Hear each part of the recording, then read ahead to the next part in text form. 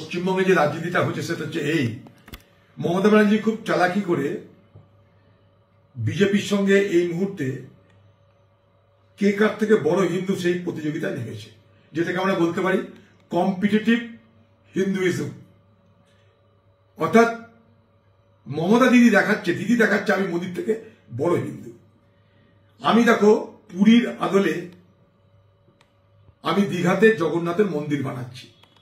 অর্থাৎ বলার মানে এই যে আমি মোদির থেকে কম হিন্দু নই। হাম কিসি সে কম নাই শিখেছি আমরা সিনেমায়। এখানে দিদি বলছে আমি মোদির থেকে কম হিন্দু নই। তাই মোদির দলে কোন লোক যদি আমাকে হিন্দু বিরোধী বলে তাকে আমি প্রমাণ করে দেব যে পশ্চিমবঙ্গে আমি কম হিন্দু প্রেমী নয়। তাই আমি দুর্গাপুজোতে চাঁদা দিই, তাই আমি মন্দির করছি। কারণ মমতা ব্যানার্জি একটা জিনিস জানে যে পশ্চিমবঙ্গে যারা সংখ্যালঘু মুসলমান আছে সেই সংখ্যালঘু মুসলমান সম্প্রদায়ের মানুষকে মোদির জুজু দেখিয়ে, মোদির ভয় দেখিয়ে আমার পক্ষে আমি রাখতে পারবো। এটা তো আমার ট্রাম্প কার্ড আছেই। এইবার আমি প্রতিযোগিতামূলক হিন্দুত্ব রাজনীতি করে, প্রতিযোগিতামূলক হিন্দুবাদী রাজনীতি করে আমি হিন্দুদের কতটা অংশকে আমার পক্ষে রাখতে পারবো দিদির কাছে, এটা এখন একটা বড় চ্যালেঞ্জ। সেই জন্যে আজকে বিজেপির সঙ্গে মমতা ব্যানার্জিকে পশ্চিমবঙ্গের বিধানসভায় প্রতিযোগিতামূলক হিন্দুত্বের রাজনীতি করতে হচ্ছে। এটা বাংলার দুর্ভাগ্য। বেকার যুবক কোথায় কাজ পাবে তা নিয়ে মাথা ব্যথা নেই, শিল্প কোথায় হবে তা নিয়ে মাথা ব্যথা নেই, সারা বাংলা লুট হয়ে গেল তা নিয়ে মাথা ব্যথা নেই, বাংলার মানুষের মাথা পিছু আয় ভারতবর্ষের পিছনের সাইডে চলে গেছে মাথা ব্যথা নেই, দক্ষিণ ভারতের রাজ্যগুলো এগিয়ে চলেছে আমরা পিছিয়ে তা নিয়ে মাথা ব্যথা নেই। পশ্চিমবঙ্গে বিধানসভায় যদি আলোচনা হতো যে পশ্চিমবঙ্গে 14-15 বছরের মুখ্যমন্ত্রী মমতা ব্যানার্জির নেতৃত্বে এই বাংলায় কতটা শিল্প এলো, শিল্পে বিনিয়োগ কোথায় হলো, কত যুবকের বেকারত্ব ঘুচলো, কত যুবকের রোজগার হলো, তার যদি চর্চা হতো, আগামী দিনে শিল্প নিয়ে কি করা যায় তার যদি সবাই মিলে আলোচনা করত, তাহলে বাংলার মানুষ উপকৃত হতো, বাংলার ভবিষ্যৎ প্রজন্ম উপকৃত হতো। কিন্তু আমরা বাংলাকে এক অন্ধকার যুগের মধ্যে ঠেলে দিচ্ছি। আমরা আগে গর্ব করে বলতাম দিল্লিতে এসে যে পশ্চিমবঙ্গের রাজ্যের আমি একজন প্রতিনিধি। সেই বাংলা যেখানটায় ধর্ম নিয়ে রাজনীতি হয় না, জাত নিয়ে রাজনীতি হয় না, একথা আমি বলতাম আগে ভারতবর্ষের পার্লামেন্টে এসে, আজ বলতে পারছি না। সেখানটায় আজ মমতা ব্যানার্জি মোদির থেকে, দিদি মোদির থেকে বড় হিন্দু প্রমাণ করার প্রতিযোগিতা নেমেছে। আর জিহাদি নাম করে মুসলমান সম্প্রদায়ের মানুষকে জোর করে মমতা ব্যানার্জির কোলে ঠেলে দেওয়া হচ্ছে। ভারতবর্ষে জিহাদি বলে যে তত্ত্বটা খাড়া করা হয়, যারা জিহাদিবাদীর কথা বলে, জিহাদি তত্ত্বের কথা বলে ভারতবর্ষের বিভাজন রাজনীতি করে, তাদেরকে একটা কথা বলবো যে এই পৃথিবীতে সব থেকে বড় সন্ত্রাসবাদী সংগঠনের নাম আল কায়দা, আইসিস। কখনো শুনেছেন যে ভারতবর্ষের কেরল ছাড়া, কেরলের কয়েকটা লোক ছাড়া এই ভারতবর্ষের কোটি কোটি মুসলমানদের মধ্যে থেকে তাদের প্রতি সমর্থন দেখিয়ে এই ভারতবর্ষের মুসলমানদের কেউ আইসিসে বা আল কায়দায় যোগদান করেছে? কখনো কেউ দেখেছেন? তাই স্বাভাবিক কারণে জিহাদি তত্ত্বের কথা আউড়িয়ে সাম্প্রদায়িক বিভাজন করে একটা সম্প্রদায়ের মানুষকে হয়তো ছোট করা যেতে পারে, অপমান করা যেতে পারে। আখেরে কিন্তু দিদির হাত শক্ত হচ্ছে। দিদি কিন্তু এই জিহাদি তোমাদেরকে বলছে মোদি, এই ভূত খাড়া করে, এই জুজু দেখিয়ে, এই ভয় দেখিয়ে মুসলমানদের জন্য কিছু না করে তাদের ভোট আদায় করছে। মুসলমানদের ভোট আদায় করছে মমতা ব্যানার্জি, অথচ মুসলমানদের জন্য কিছু তিনি করবেন না।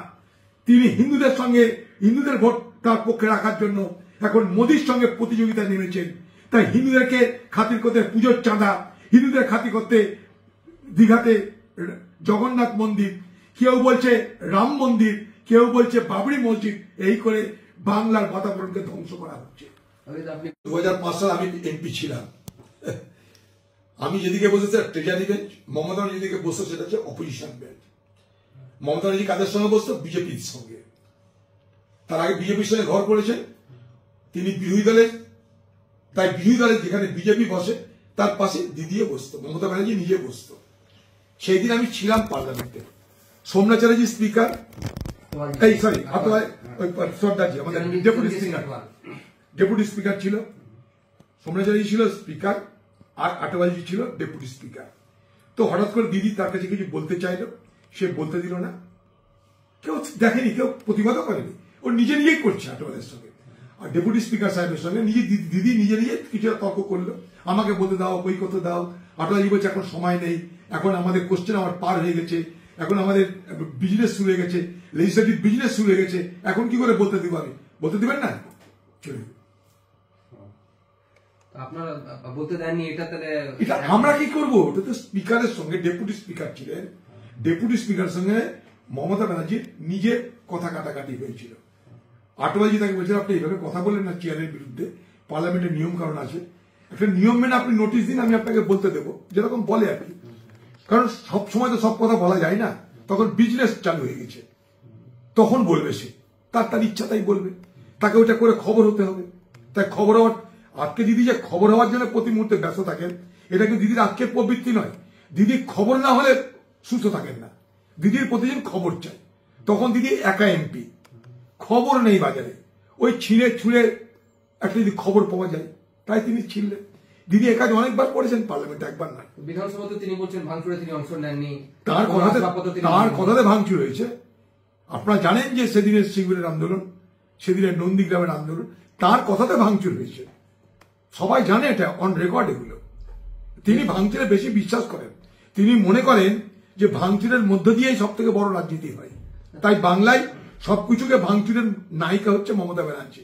বাংলার শিল্পকে তছনছ করেছেন তিনি, বাংলার সুস্থতাকে নষ্ট করেছেন, বাংলার সাম্প্রদায়িক সম্প্রীতিকে ভাঙচুর করেছেন, বাংলার মানুষের স্বাধীনতাকে ভাঙচুর করে তছনছ করেছেন।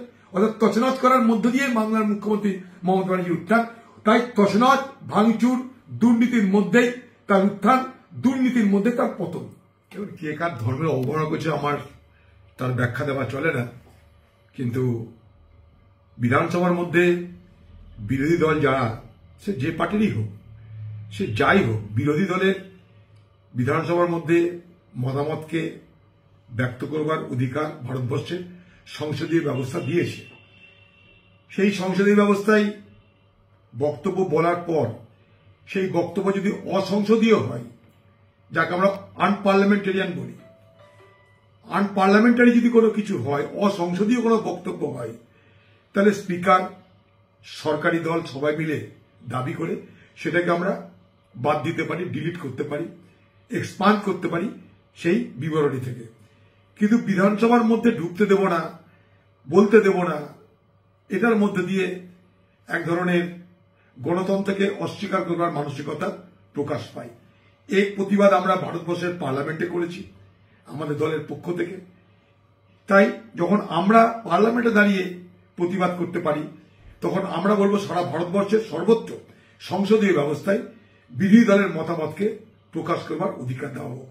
সেই মতামত যদি, আবার বলছি, যদি অসংসদীয় হয়, অর্থাৎ সংসদে বলার বিরুদ্ধে, সংসদে বলার জন্য শোভনীয় না হয়, সংসদে বলার ক্ষেত্রে অশোভনীয় হয়, তাহলে তাকে বিবরণী থেকে বাদ দেওয়ার অধিকার স্পিকারের আছে।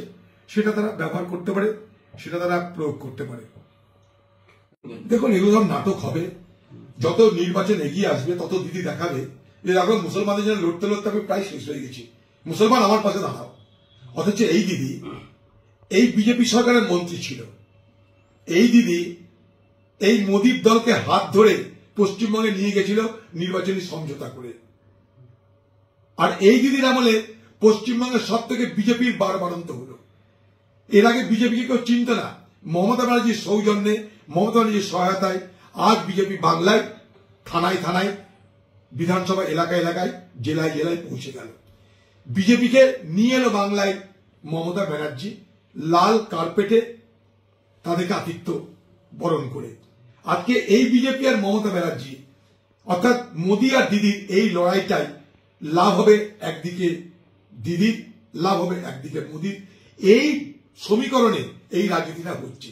অর্থাৎ বাংলায় ধর্মনিরপেক্ষ উদারবাদী যে রাজনীতি, যার জন্য বাংলা বিখ্যাত ছিল, সেই রাজনীতি যাতে বাংলায় কোনো স্থান না পায়, এই দুই দল সেই চেষ্টা করছে।